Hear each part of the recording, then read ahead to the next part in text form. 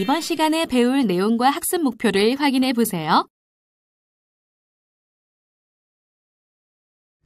안녕하세요. 프로그래밍 실습 강의를 맡은 한국폴리텍대학교 박상미 교수라고 합니다.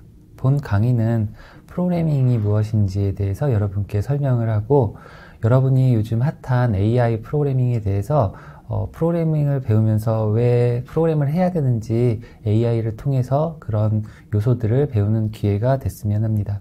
그러면 이번 시간에는 프로그래밍과 그 다음에 AI의 기초 및 이해에 대해서 설명을 하도록 하겠습니다. 우리가 프로그래밍이라고 얘기를 하기 전에 먼저 소프트웨어는 무엇인지에 대해서 얘기를 해볼까 합니다. 우리가 본 장에서 나와 있는 것처럼 소프트웨어라고 얘기를 하는 것은 컴퓨터 하드웨어에서 실행되는 프로그램 또는 모든 응용 프로그램을 모두 우리는 소프트웨어라고 얘기를 합니다. 우리가 쉽게 얘기를 하면 우리 핸드폰 안에 들어가 있는 모든 앱들을 우리는 모두 프로그램이라고 얘기를 하고 그 다음에 소프트웨어라고 얘기를 합니다. 우리는 그 소프트웨어는 우리 어떤 디바이스 안에서 이제 동작을 하게 되는 요소들을 모두 소프트웨어라고 얘기하는데, 그림에서 보는 것처럼 이런 디바이스 하드웨어들이 존재를 합니다.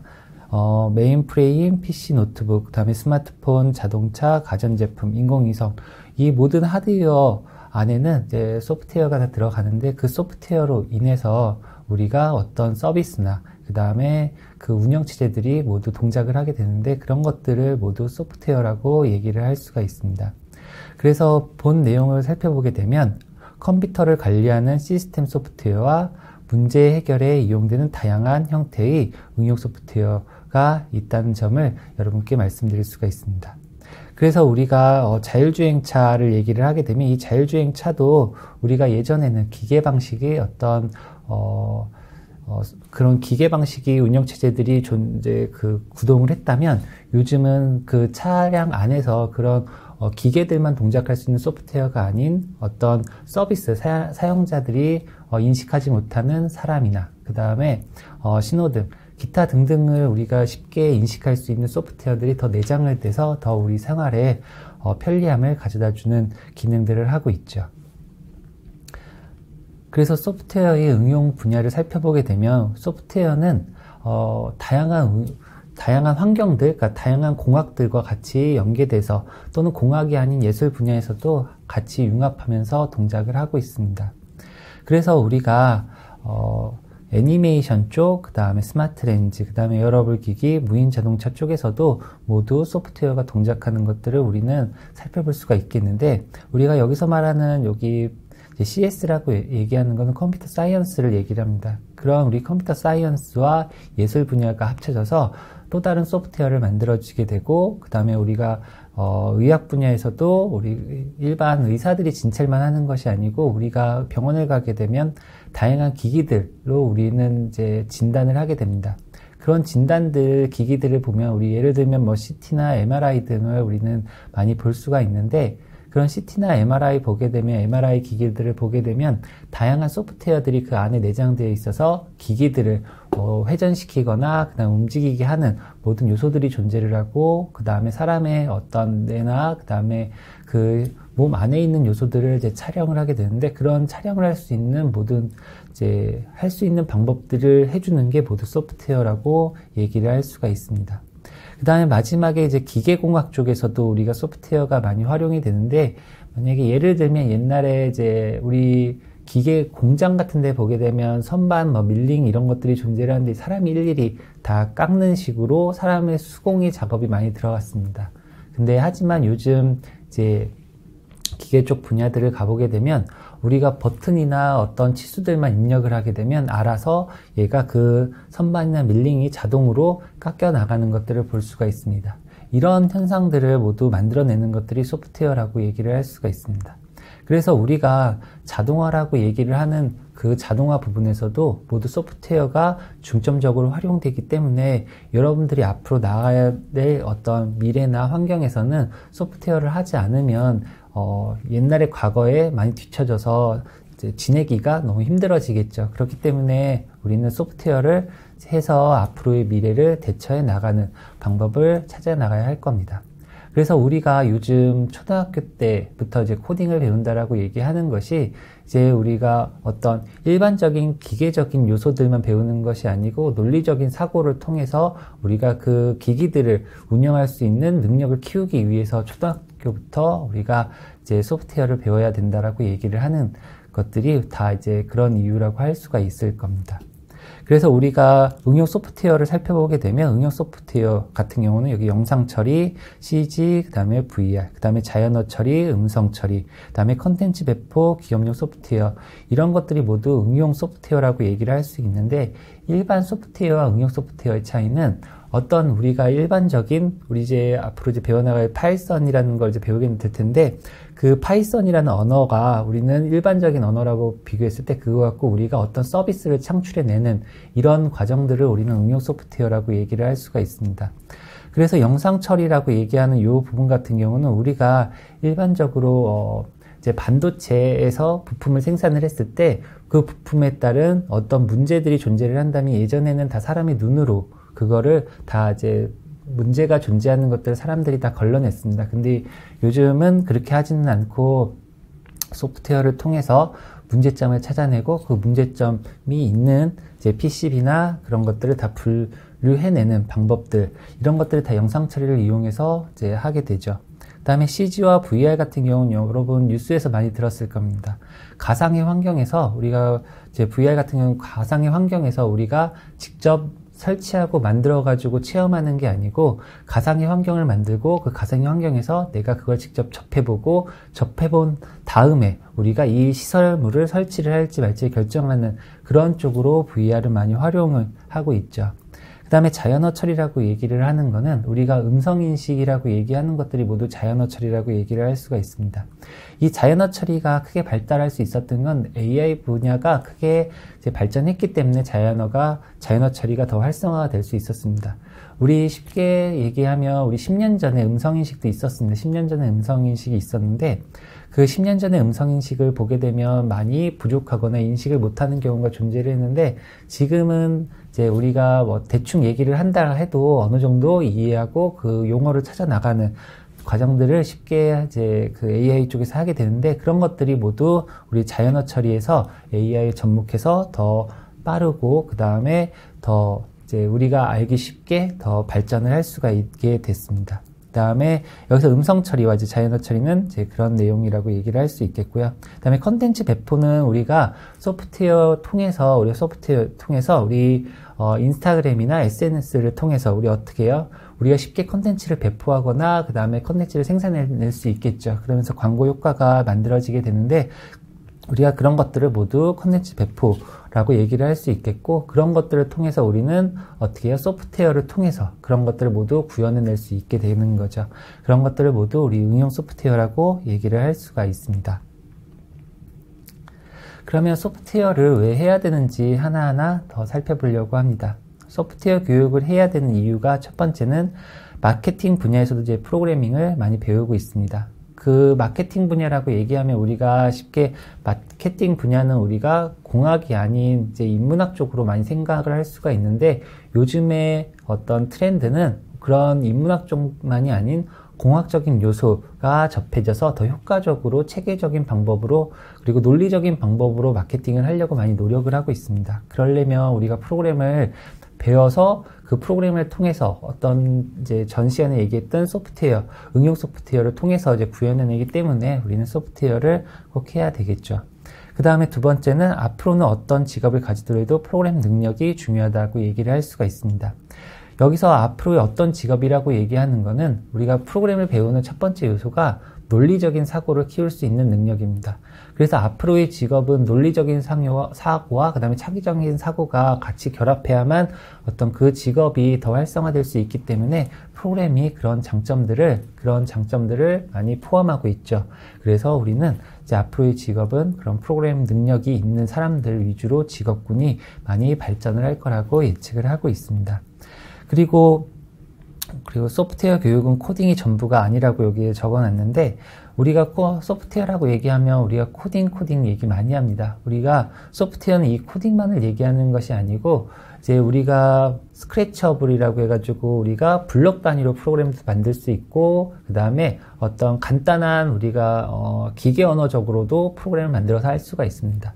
그러니까 그런 식으로 우리가 코딩이라고 얘기하는 거는 어떤 그냥 요소적인, 어떤 프로그램의 요소적인 입장에서만 생각을 하는 거고, 더 크게 생각을 한다면 소프트웨어는 우리가 어떤 서비스를 창출하기 위한 어떤 도구라고 생각을 하는 것이 더 효과적이기 때문에 우리가 소프트웨어는 이제 그 소프트웨어 교육은 그래서 해야 된다라고 얘기를 할 수가 있습니다. 그 다음에 가장 중요한 게 우리 문제 해결을 위한 과학적 사고를 기르는데 요거에 가장 중점이 있다라고 얘기를 할 수가 있습니다. 그래서 초등학교 때부터 우리가 소프트웨어 교육을 시켜서 학생들한테 이제 많이 이제 창의적인 사고를 할 수 있도록, 과학적인 사고를 할 수 있도록 도와주기 위하여 소프트웨어를 이제 배운다라고 얘기를 할 수가 있겠죠.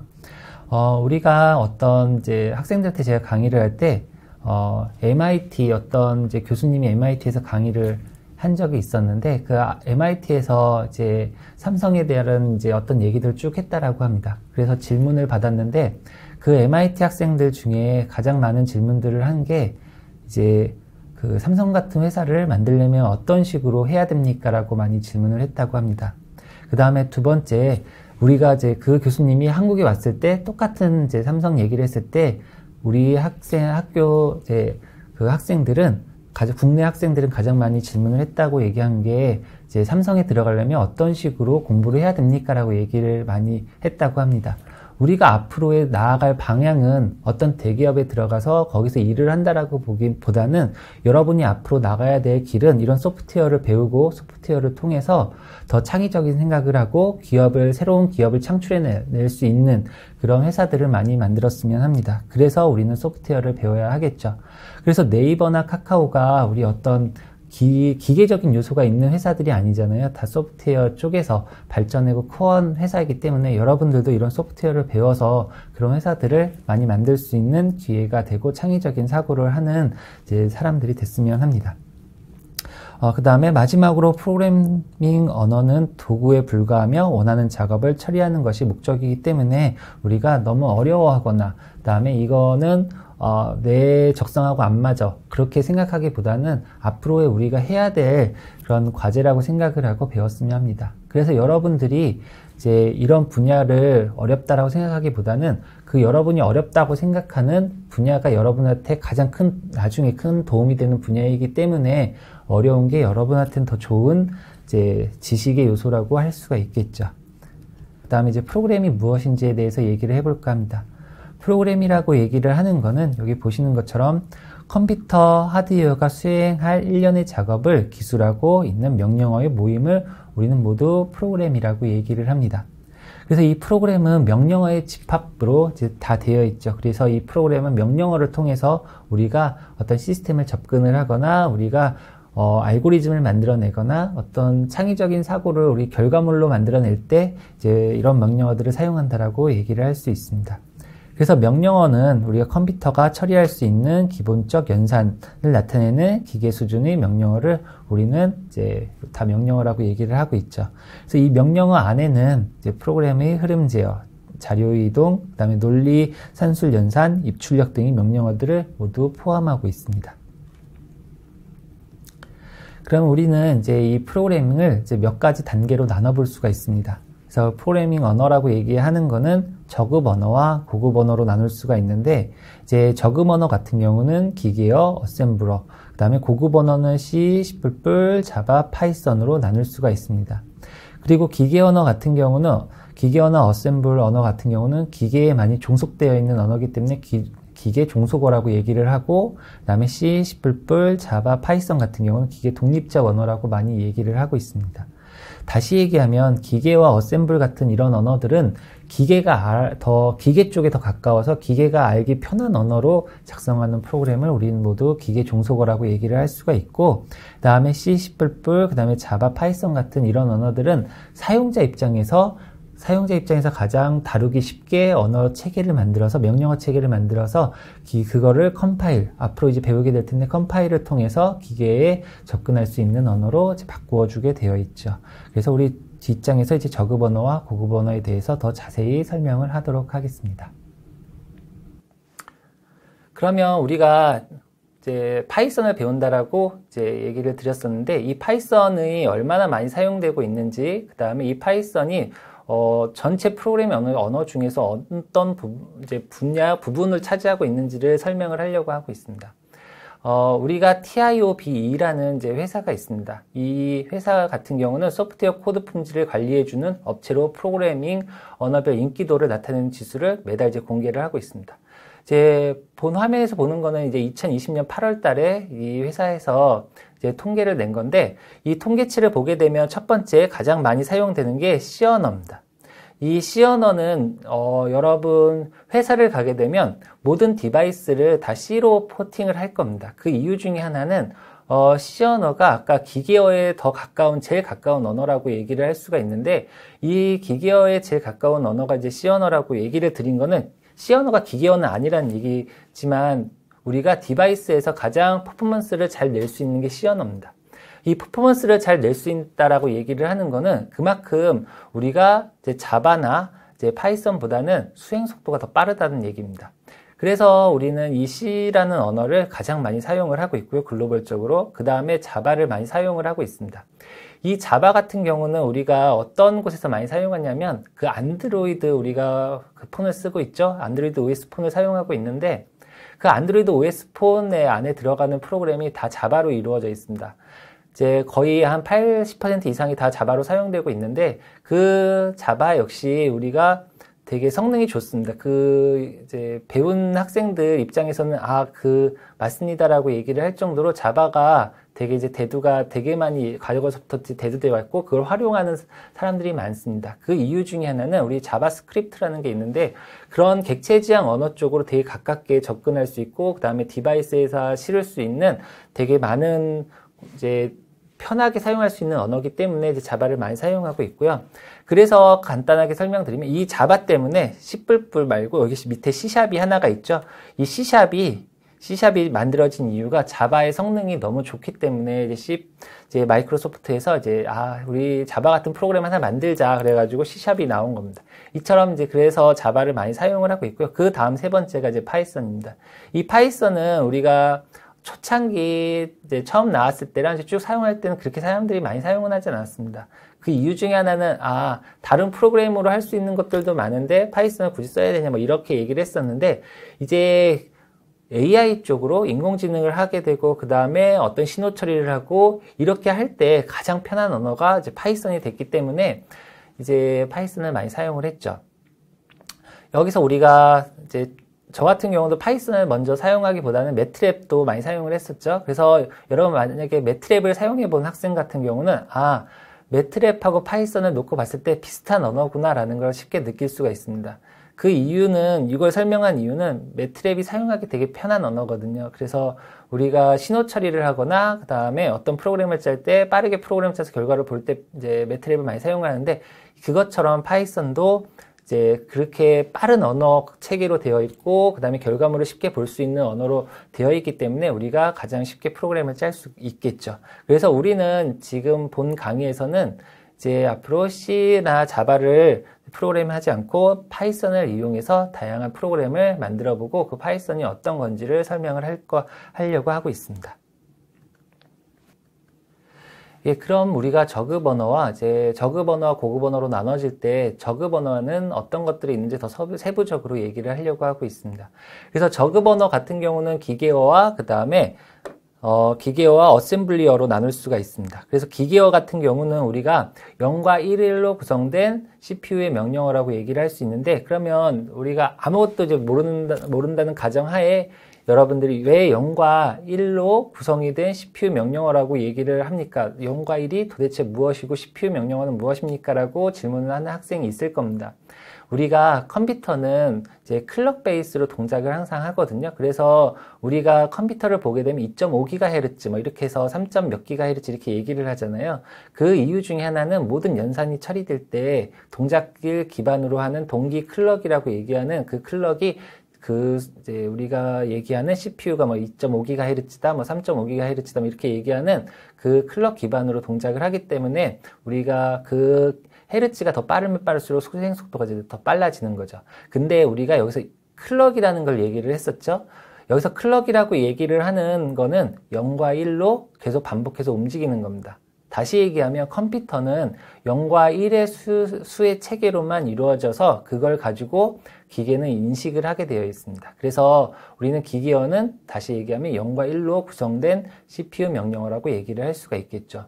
우리가 여기서 0과 1로 구성된 이제 요 말은 이진수라고 다시 얘기를 할 수가 있습니다.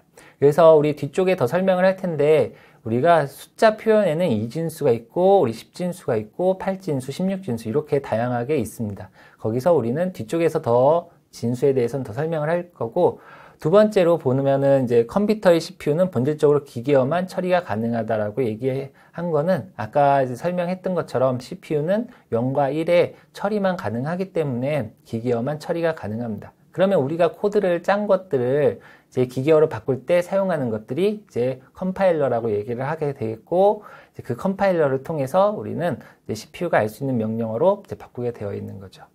이제 세 번째를 보게 되면 이진수로 표현되므로 사람이 사용하기에 매우 불편하고 실수가 발생하기 쉬움이라고 되어 있는데요. 그래서 우리가 기계어로 이제 사용자가 이제 포팅이라고 얘기하는 이제 코드를 만들지는 않습니다. 우리가 기계어로 코드를 만들게 되면 상당히 불편하겠죠. 0과 1로 우리가 덧셈과 뺄셈을 다 하고 곱셈, 나눗셈도 다 한다라고 만약에 가정을 한다면 여러분 많이 힘들 겁니다. 그래서 기계어로는 프로그램을 하지는 않고요. 이제 밑에 보시면 이제 어셈블리어라는 게 있습니다. 그래서 최소한 기계어로는 포팅을 안 하고 이 어셈블러를 이용해서 우리는 더 수행 속도를 빠르게 만들고 싶을 때 이제 어셈블리어를 사용을 합니다. 그래서 여러분 마이크로 마우스라고 해가지고 옛날에 본 학생들도 있을 겁니다. 미로를 찾아가는 로봇을 본 적이 있을 텐데 우리가 걔의 속도가 되게 이제 빨리 동작하는 걸 보실 수가 있을 텐데 그 로봇이 빠르게 동작할 수 있었던 이유 중에 하나는 우리가 어셈블리어를 사용했기 때문입니다. 어셈블리어를 사용하게 되면 이 시스템이 기계에 더 가까운 언어이기 때문에 동작의 수행 속도가 엄청 빠릅니다. 그래서 더 남들보다 빠른 속도로 미로를 찾고 연산을 할 수 있는 이제 이유가 됐었죠. 그래서 이 어셈블리어 같은 경우는 뭐 add, sub, move 등의 다양한 이제 니모닉 기호로 이제 되어 있는데 이 니모닉 기호라고 얘기하는 거는 우리가 여기 그림에서 보는 것처럼 이런 형태의 우리는 add나 이렇게 되어 있는 형태를 우리가 어셈블리어라고 얘기를 하고 있습니다. 그래서 이런 어셈블리어는 다 니모닉 기호로 되어 있다는 거죠. 그 다음에 우리가 이 어셈블리어를 기계어로 바꿀 때 사용하는 컴파일러는 어셈블러라고 합니다. 그래서 어셈블러로 작성된 프로그램을 기계어로 변환하는 프로그램들을 이제 어셈블러라고 얘기를 하는데 이렇게 우리가 프로그램 언어가 있고 그 다음에 기계어가 있는데 그 사이에서 기계어로 바꿔주는 이 역할을 해주는 컴파일러만 따로 직업을 담당하시는 분도 있습니다. 이처럼 우리가 요 컴파일러를 얼마나 빠르게 동작시키냐에 따라서 기계가 그거를 빠르게 접근할 수 있기 때문에 이 컴파일러가 상당히 중요하죠. 그래서 이 컴파일러를 이제 직업으로 이제 가져가셔서 계속 전문적으로 나가시는 분들도 있습니다. 그래서 어셈블러를 다시 한번 얘기를 드리면 어셈블러는 어셈블리어 프로그램을 기계어 코드로 변환하는 역할을 해주는 걸 어셈블러라고 얘기를 합니다. 그러면 이제 저급 언어를 아까 기계 종속어라고 얘기를 했었는데 앞에 이제 저급 언어 얘기를 하면서 어느 정도 이해가 됐을 거라 생각을 하고 있습니다. 그래서 기계 입장에서 기계 쪽에 많이 치우쳐져 있는 이제 기계가 이쪽에 있고 그 다음에 사람이 이쪽에 있으면 개발자가 이쪽에 있으면 가운데서 기계 쪽으로 많이 치우쳐져 있기 때문에 이제 기계 종속어라고 얘기를 하고 있죠. 그래서 기계어, 어셈블리어는 모두 기계 종속어라고 얘기를 할 수가 있습니다. 그 다음에 CPU가 어떻게 동작하는지를 잘 이해해야 프로그램을 작성할 수 있기 때문에 작성하는데 매우 어려움이 있죠. 그 다음에 CPU의 종류가 달라지면 프로그램을 다시 작성해야 하기 때문에 이것도 상당한 문제가 있죠. 우리가 CPU라고 얘기하는 거를 잠깐 얘기를 해보면 CPU는 학생들한테 저 이렇게 강의를 할 때 그런 얘기를 합니다. 우리 CPU랑 MCU랑 ECU를 이제 놓고 봤을 때 이게 다 어떤 특징을 갖고 있는지를 이제 얘기를 하는데 우리가 먼저 CPU 같은 경우는 여기에 메모리가 딸려 있지가 않아요. 그 상태에서 CPU는 무조건 연산만 할 수 있거든요. 그래서 우리가 컴퓨터를 보게 되면 CPU가 있고 거기에 롬과 램을 다 꽂아서 사용을 하고 있죠. 이처럼 우리는 CPU 같은 경우는 연산만 해줄 수 있는 이제 코어라고 얘기를 할 수 있겠고 그거에서 한 발짝 더 나간 게 우리는 MCU라고 얘기를 할 수가 있습니다. 그러면 우리가 또 한 번 질문하는데 아까 MCU랑 ECU랑 뭐가 다른지를 이제 학생들한테 질문을 하면, 많은 생각들을 많이 합니다. 근데 MCU랑 ECU는 어느 정도 스펙에 조금씩 차이는 있지만 원리는 비슷한 원리입니다. ECU라고 얘기하는 거는 자동차 업계 쪽에서 많이 사용을 합니다. 그러니까 전기, 전자 쪽, 전기 쪽에서 사용되고 자동차 쪽에서 많이 사용되는 용어가 이제 ECU라고 이제 얘기를 할 수 있고요. 그 다음에 우리가 전자 쪽이나 정보 쪽에서 이제 얘기를 할 때는 MCU라고 많이 얘기를 합니다. 근데 두 종류 모두 이 안에 그 MCU 안에 메모리가 딸려 있습니다. 최소한의 메모리가 어느 정도 딸려 있기 때문에 가져가기 때문에 우리가 이 안에서 프로그램을 짜고 그 다음에 그 프로그램이 어떻게 어느 쪽에 롬 쪽에 기억이 되거나 램 쪽에 기억되면서 서로 간에 유기적으로 시스템이 운영되고 있죠. 그래서 우리가 요 MCU나 ECU 그다음에 CPU가 바뀌면은 우리가 기계어에 가깝기 때문에 그거에 따른 스펙들이 다 다릅니다. 그 스펙들이 다르다고 얘기를 하는 거는 칩을 이제 설계를 할 때 CPU나 MCU의 칩을 설계를 할 때 스펙을 다 다르게 만듭니다. 그 스펙들이 다 다르다는 얘기는 우리가 연산하는 방법과 이거 어떤 포인트들이 다 다르게 되는데 기계어로 만들게 되면 여기에 종속돼서 한쪽에 종속돼서 많이 만들기 때문에 얘가 딱 바뀌게 되면 문제가 항상 생기죠. 그래서 우리가 CPU 종류가 달라지면 프로그램을 다시 작성해야 되는 문제들이 있는 거죠. 그러면 우리가 이제 고급 언어에 대해서 더 설명을 하려고 하고 있습니다. 우리가 고급 언어 같은 경우는 지금 보는 것처럼 사람이 이해하기 쉽고 복잡한 작업, 그 다음에 자료 구조, 알고리즘을 표현하기 위해서 고안된 언어라고 할 수가 있습니다. 그래서 다시 얘기하면 고급 언어는 우리 개발자 입장에서 쉽게 나 프로그램을 어떤 식으로 해서 어느 기계에다가 넣어야지 이렇게 그 개발자 입장에서 많이 쪽으로 많이 치우쳐져 있는 언어라고 얘기를 할 수 있습니다. 그래서 그 예로는 아까 얘기 드렸던 것처럼 C, C++, 자바, 파이썬 등이 있습니다. 그러면 우리가 사람 쪽에 가까운 언어이기 때문에 얘도 또한 기계어로 바꿔줄 수 있는 뭔가가 존재를 해야 되겠죠. 그래서 아까 계속 컴파일러라고 얘기를 했던 이 컴파일러가 그거입니다. 그래서 우리가 개발자가 만든 언어를 기계어로 바꿔줄 때 그 사이에 바꿔주는 역할을 해주는 게 우리가 컴파일러라고 얘기를 할 수가 있습니다. 그래서 우리가 요 글을 한번 읽어보면 고급 언어로 작성된 프로그램을 기계어 코드로 변환해 주는 것을 모두 컴파일러라고 얘기를 하고 있습니다. 예, 그러면 다음 장으로 넘기겠습니다. 그럼 기계어는 아까 우리 기계어 같은 경우는 어떻게 돼 있어요? 기계 종속어라고 얘기를 했었죠. 그래서 우리는 반대로 고급 언어 같은 경우는 기계의 독립적인 언어입니다. 그래서 기계의 독립적이라는 얘기는 말 그대로 어떤 CPU가 바뀌더라도 내가 짠 코드를 어디든 이식을 할 수가 있습니다. 그 이식을 할 수 있다는 얘기는 어디다가 넣어도 다 문제가 없다라는 얘기를 하는 거죠. 그래서 기계의 독립적 언어라고 얘기를 할 수가 있습니다. 그래서 지금 밑에 보는 것처럼 CPU 종류나 하드웨어의 특성에 얽매이지 않고 프로그램을 작성할 수 있음을 모두 얘기를 하고 있습니다. 그래서 이런 형태로 되어 있는 언어들을 모두 우리는 기계의 독립적 언어라고 얘기를 할 수 있겠죠. 지금 우리 C 언어를 아까 잠깐 얘기했는데 C 언어는 이런 식으로 포맷으로 되어 있는데 이 C 언어 같은 경우 이렇게 소스 파일을 만들게 되면 우리는 이 소스 파일을 통해서 컴퓨터가 알 수 있는 실행 파일로 만들어 줘야 됩니다. 그래서 이 실행 파일을 만들어 줄 때 사용하는 걸 우리는 컴파일러라고 얘기를 했었죠. 그래서 이런 C 언어는 우리가 컴파일러를 통해서 기계어에 가까운 기계가 알 수 있는 언어로 이제 바꿔주는 방식으로 되어 있죠. 그래서 우리 C 언어 같은 경우는 이렇게 컴파일러를 통해서 실행 파일을 만들어줄 때 실행 파일이 exe 파일로 만들어지게 되어 있습니다. 그래서 우리가 exe 파일을 실행시켜주면 바로 컴퓨터 어떤 동작을 실행시킬 수 있는 실행 파일이 이제 동작을 하게 되어 있는 거죠. 그래서 그 실행 파일 안에를 보게 되면 0과 1 형태로 구성이 되어 있습니다. 우리는 이걸 이제 이진 파일이라고 얘기를 하죠. 예, 그럼 우리는 컴파일 언어와 인터프리터 언어의 차이점을 이제 얘기를 해보려고 하고 있습니다. 그래서 컴파일 언어와 인터프리터 언어는 우리가 다음 시간에 계속 이어서 이제 진행하도록 하겠습니다.